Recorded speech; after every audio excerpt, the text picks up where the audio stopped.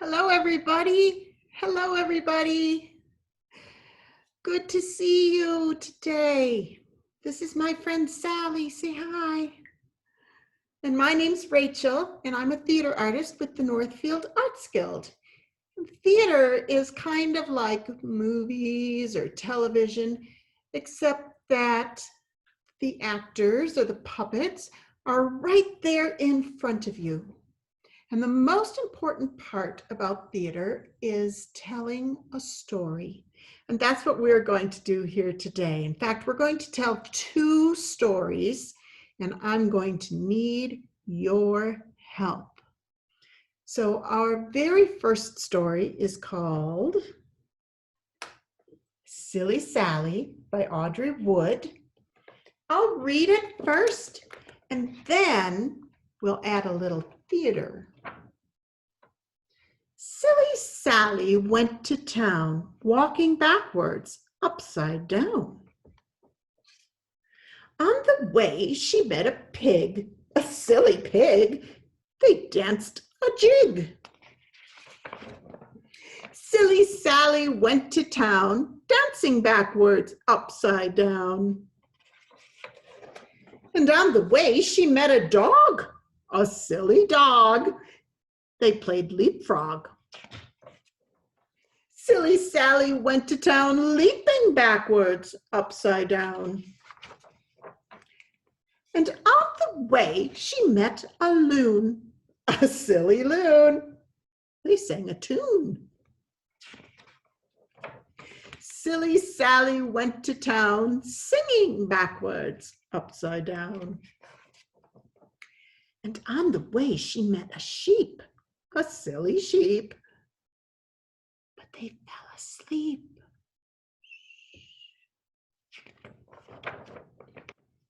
Now how will Sally get to town? Sleeping backwards, upside down. Along came Nettie Buttercup, walking forwards, right side up. He tickled the pig who danced the jig, and he tickled the dog who played leapfrog. He tickled the loon who sang a tune, and he tickled the sheep who fell asleep. He tickled Sally, who woke right up, and she tickled Nettie Buttercup. And that's how Sally got to town, walking backwards, upside down. Do you think you could walk backwards? I want you to give it a try. See if you can walk backwards. Whoa, that's really fun.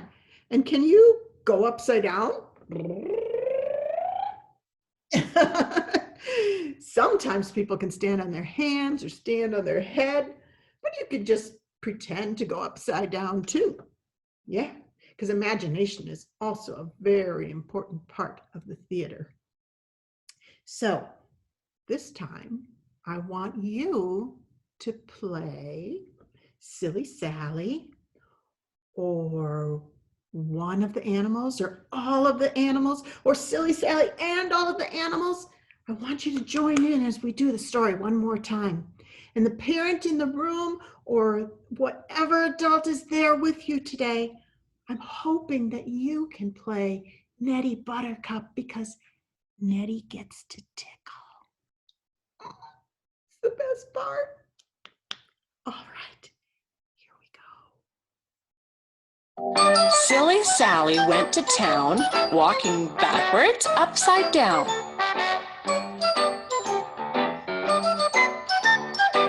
On the way, she met a pig, a silly pig.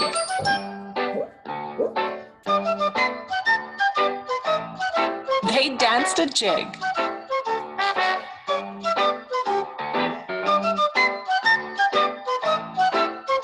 Silly Sally went to town, dancing backwards, upside down.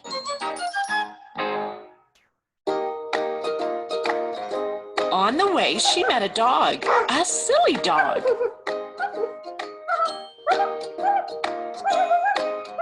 They played leapfrog.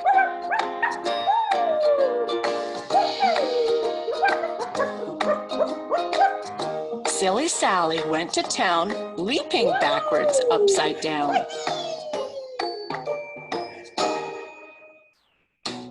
On the way, she met a loon, a silly loon.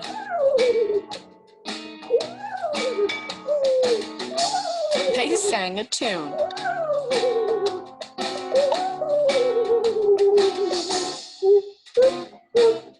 Silly Sally went to town, singing backwards upside down.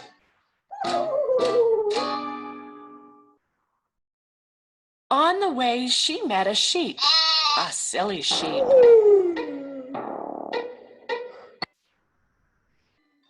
They fell asleep.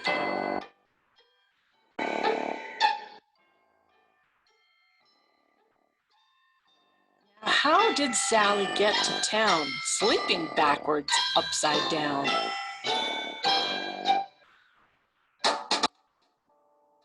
Along came Nettie Buttercup, walking forwards right side up. Okay, adults, this is your part. Woohoo! He tickled the pig who danced a jig.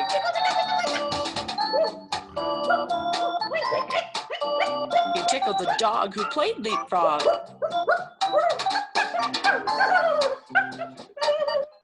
He tickled the loon who sang a tune.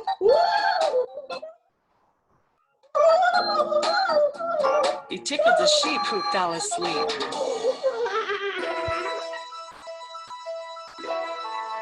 He tickled Sally who woke right up.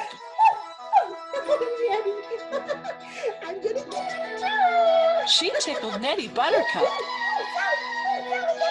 Oh, that tickles Sally. And that's how Sally got to town.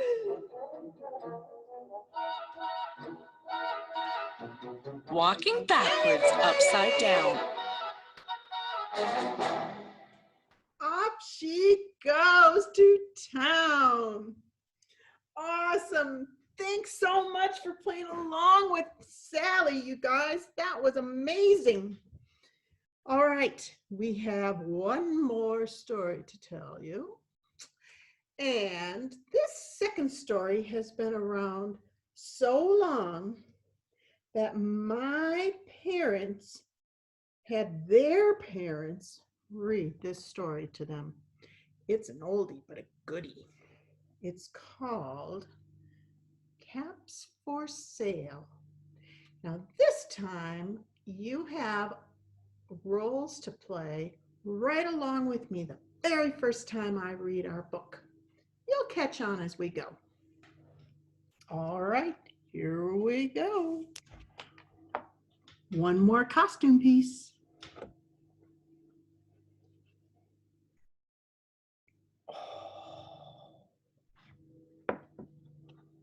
Once there was a peddler who sold caps. Do you see these? These are caps. They're just like hats, just a different name.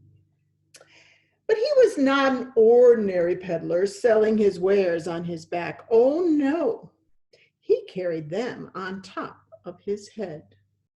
First he had on his own checked cap. Then he had a bunch of gray caps and a bunch of brown caps and a bunch of blue caps. And finally on the top, a whole bunch of red caps. He walked up and down the streets, holding himself very straight so as to not upset his caps.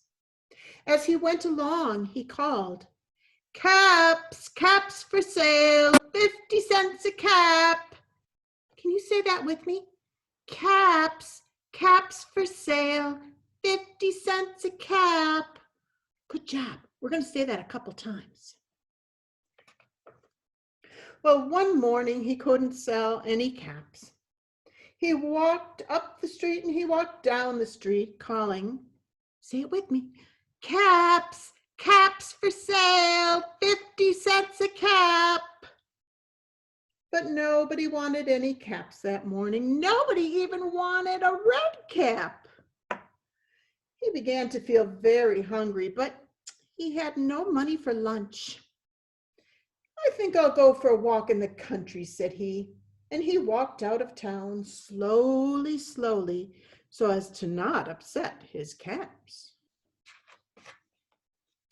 He walked for a long time until he came to a great big tree.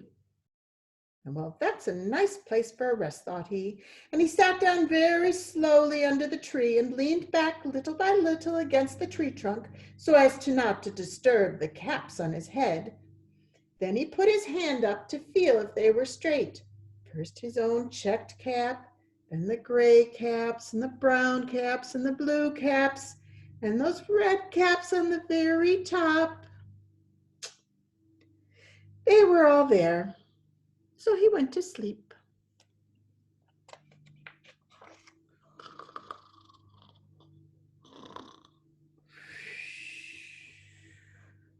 He slept for a very long time.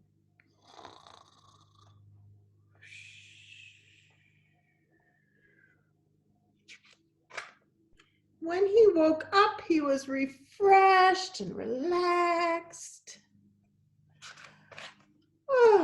Before standing up, he felt his hand to make sure that his caps were all in the right place. All he felt was his own checked cap. He looked to the right of him.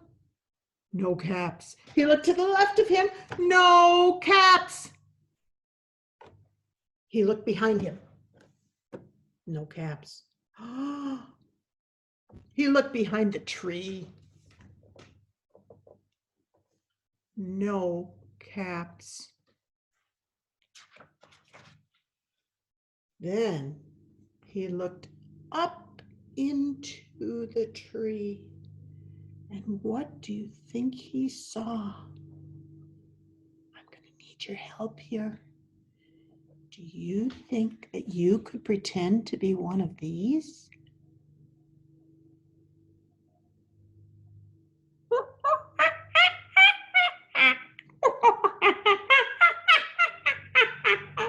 A monkey? Can you pretend to be a monkey? I want to hear your monkey sounds. Let me hear.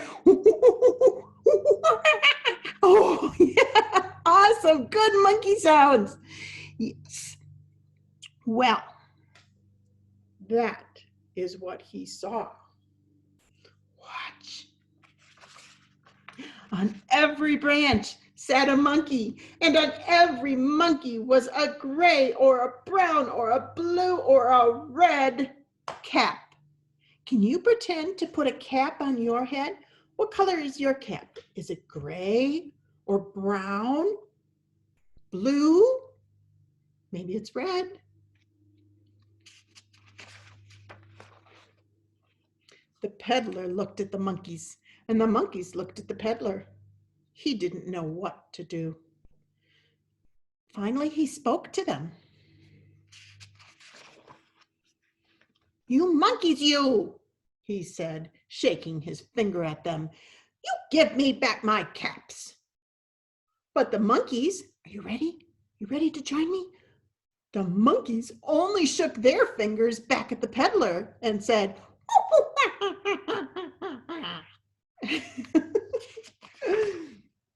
Well, this made the peddler angry. So he shook both hands at them and said, "You monkeys, you give me back my caps." And the monkeys only shook both their hands at him and said, "Good job, monkeys." Now he felt quite angry. He stamped his foot and he said, "You monkeys, you give me back my caps." But the monkeys only stamped their feet back at him and said,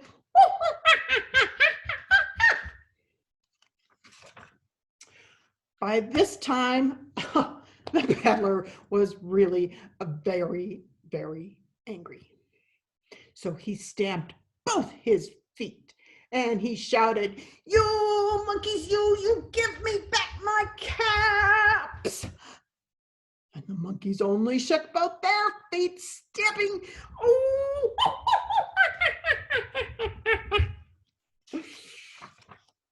At last, he became so angry that he pulled off his own cap and he threw it on the ground and he began to walk away. But then each monkey pulled off his cap. Do you remember that imaginary cap you have on, little monkeys? Pull it off, throw it on the ground. All the gray caps, all the brown caps, all the blue caps, and all the red caps came flying down out of the tree. So the peddler picked up his caps, put them back on his head, first his own checked cap, and then the gray caps and the brown caps and the blue caps, and finally those red caps on the very, very top.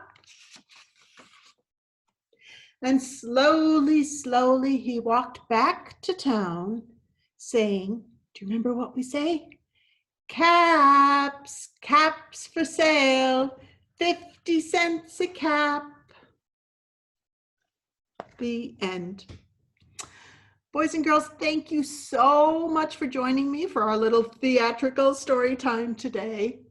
Have a wonderful rest of your week. Bye.